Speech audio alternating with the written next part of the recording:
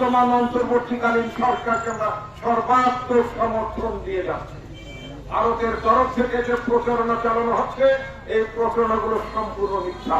ভারতের উদ্দেশ্যে একটি কথা মাত্র বলতে চাই, সেটা হচ্ছে একটি দলের সাথে, আওয়ামী লীগের সাথে বন্ধুত্ব এবং খাতির রাখার জন্য, একজন নেত্রী শেখ হাসিনার সাথে বন্ধুত্ব রক্ষা করার জন্য ভারত 18 কোটি মানুষের বিরুদ্ধে দুষ্কর্ম শুরু করে দিয়েছে।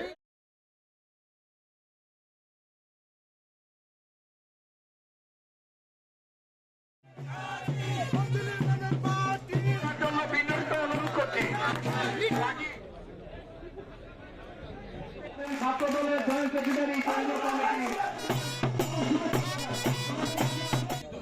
কিন্তু দলের কার্যালয়ে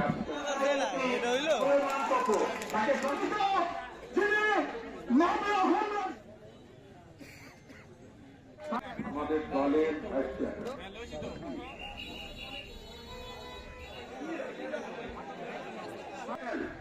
লোকজন থানা যুবদল